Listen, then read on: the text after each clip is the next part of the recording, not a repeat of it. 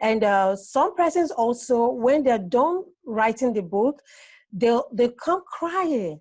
Oh, I don't know if people will want to read this book.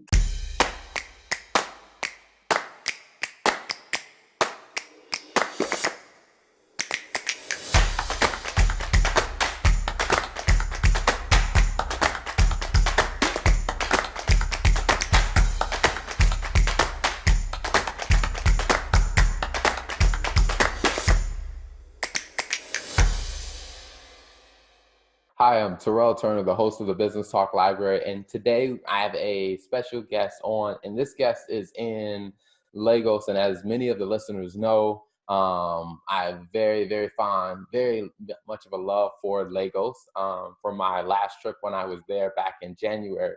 So it's good to talk to an entrepreneur from Lagos. So welcome to the show. Thank you. Awesome. So can you tell us a little bit about your background or where are you originally from in Nigeria? Okay. Firstly, my name is Nnenna Ikoro, and I'm from Abia State in Nigeria. But presently, I stay in Lagos, Nigeria. Awesome. Now, how long have you been in Lagos? Oh, just a little while. This just roughly 6 months because I just relocated from Port Harcourt, Nigeria to Lagos, Nigeria. Oh, okay. We actually had another guest, Dr. Issy, who is I guess she just wrote a book, Out of Africa into the Cloud, and she's from where you're from. Oh, that's beautiful. Interesting. I would like to meet her.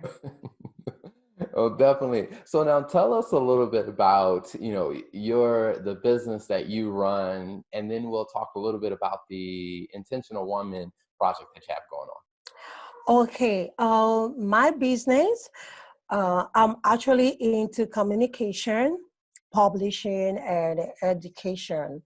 Now, talking about communication, that's because my first degree happened to be communication, linguistics and communication studies.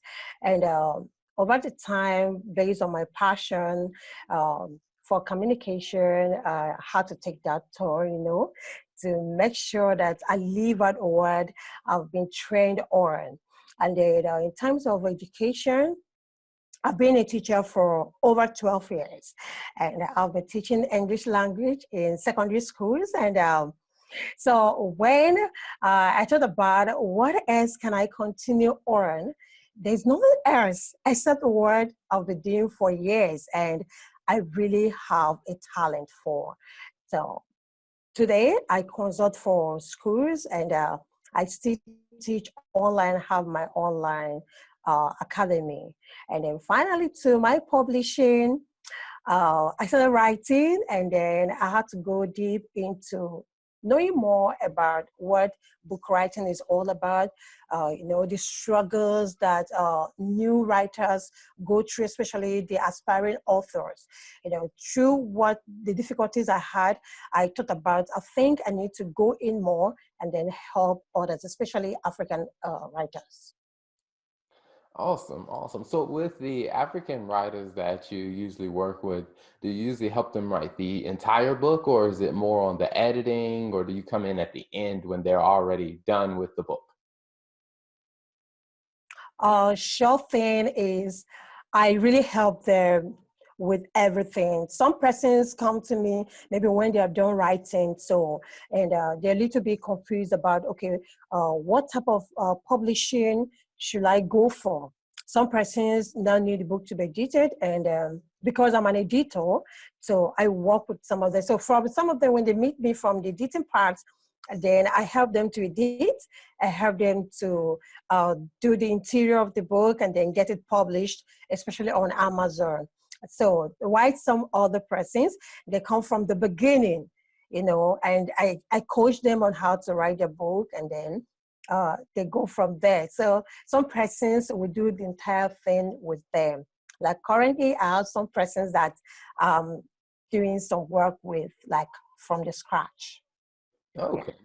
So when you're working with an author, are there any common problems or common challenges you see authors struggling with? A lot. There's so many. Okay, I'm going to point out a few. One of the challenges that authors encounter is some will tell you that they have this writer's block. They don't know what else to write, even though that they feel there's something I want to share with people. So, and in such cases, it's usually because they didn't do their work well from the beginning. And that is the mind mapping of the book idea. Okay. And some persons also, when they're done writing the book, they come crying. Oh, I don't know if people will want to read this book because they lack confidence. And some of them, they must have given it someone to read, and the person will tell them, man, this is crap. You can't send Oh, this out. wow.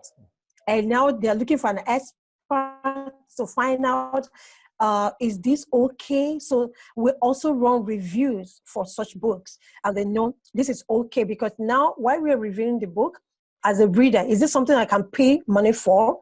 And as an author, is this something that I want it to stand there as my legacy? So uh, these are some of the things, and then the challenges of fund. What's the shortest way to get this book out without spending a lot? So these are some of the issues that they have, and then knowing the best vendor to work with, because some persons will tell you, I don't really have much on me, and I just want to get this done. I just want to get this out. But the thing that I always ask them is, what kind of book do you want to write? What are your book goals? What do you want to achieve? What is the end result you're looking at? That guides you, and I always tell them, I believe in profitable books. Write such a book that will stand the test of time and also outlive you. Mhm. So Yeah. when you think about books that stand the test of time, what are some of those like characteristics of a book that does stand the test of time? I must tell you that such books really have to be books that are valuable and relevant. You just have to write a book that is not seasonal. I use that word seasonal to mean that it shouldn't be a book to serve just for today. It should be such a book that um, even when you're gone, even in the next 5, 10 years, someone should pick that book and still get value. It should still be relevant to their issue, to the situation at that point in time that they come in contact with that book. And that book should still be able to render that value, answer those questions, solve those problems that you want uh, your readers to get out from that book. So that's the kind of book that I say can stand the test of time at any time, anywhere it's tried. It shouldn't be something that is just good for Africans. If it is to solve a problem, as long as it's a generic problem, if you can solve that problem for someone in Africa, you should solve that problem for someone in Europe and in America, anywhere, in any continent. Awesome, awesome. So now when you're working in your business, is it just you or do you have a team that you work with? Right now, I work with a team of contract staff or employee, if I should use that. So, because um, my company is just new, we're just growing. So, I have other editors that I work with, because when it comes to editing, there are different stages. Okay, there's different stages, and then you don't expect yourself to do everything. You know, uh, Even though that you might handle it, but it's always good that other people come in. So I have a group of other editors, and also have graphic designers in terms of book cover designs and interior designs as well. People that also take care of that. So I work with these people to ensure that I help authors to get the best out of their books. Yeah. If someone is writing a book and they wanted to hire your business to help them, how can they find you? As the website or social media? What would be the name they look for? Um, or for my website, uh, actually use my name, Udunma Ikoro, www.udumaikoro.com. That's my website. And then they can also search out for me on Instagram, still Uduma at Uduma Ikoro. That's it. I also have my company Instagram page, Communicate Resource Hub. So once they key in Communicate Resource Hub, they will be able to find me. And then on LinkedIn, Nnenna Uduma Ikoro. That's where they can find me. Facebook, oh, I'm there, still Uduma Ikoro. So I think these four places should be enough. It should. Awesome, Yeah. awesome. So and I know that it's late there, so thank you for hopping on. But before we wrap up, one of the questions that I like to ask all of the business owners is, what's one or two lessons that you have learned since you started your business? Oh, one of the lessons is this. No matter the business you want to go into, as long as you're thinking of going into it, whether it's coming from your skill, your expertise, just like I mentioned about teaching, having experience over a decade, it isn't enough. Always get trained, get someone to coach you, get to learn the ropes, and keep learning. Don't stop learning. The more you add value to yourself, the more valuable you become, and the more value you can give out. So that's one of the lessons I've learned. And then second one is, you just really have to be intentional about your growth. You have to be intentional. You have to be intentional, an intentional thinker, an intentional learner, an intentional reader, an intentional doer. You just have to do everything intentionally. That's it.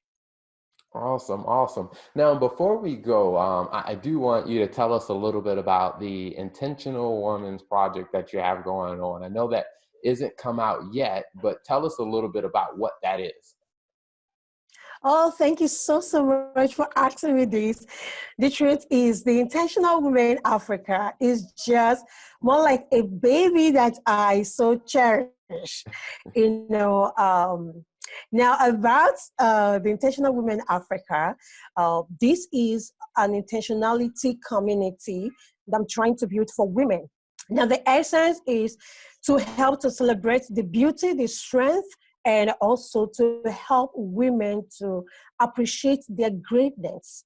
And also for those of them who are yet to identify that they have great potentials, is a platform to help them to awaken their greatness, maximize it, and help them to showcase it to the world.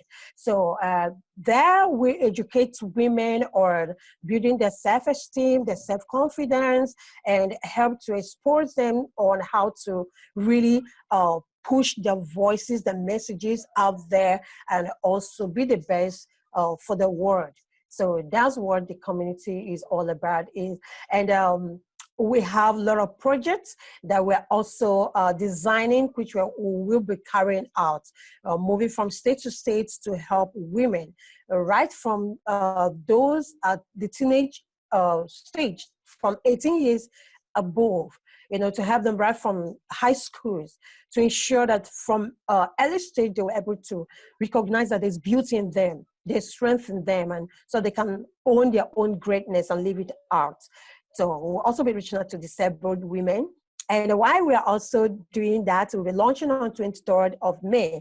We also have a book that is coming up because we really want to reach up to 10,000 women this year. So the book will definitely help us to spread around because right now we do have 3 days training for women.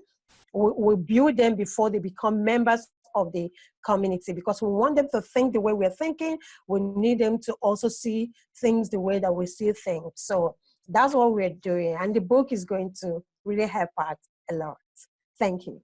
Awesome, awesome. Well, that sounds like a great project. I mean, being a woman that is a entrepreneur and a philanthropist of giving back and empowering women, that is awesome. Thank you. Thank you so much. Well, I just want to say thank you so much. Like I said, I know it's evening there, so thank you so much for taking the time to be on the interview and tell us about your business and your awesome project with Intentional Women. I think that is awesome. Thank you. I really appreciate this opportunity. Like, it's just everything for me to be able to tell the world what we are doing and the plans that we have. Thank you so much for what you're doing for business owners. I really appreciate you. Thanks for Thank tuning you. in to the Business Talk Library. If you like what you heard and you want to hear more, be sure to click the subscribe button and follow us on all social media platforms as the Business Talk Library.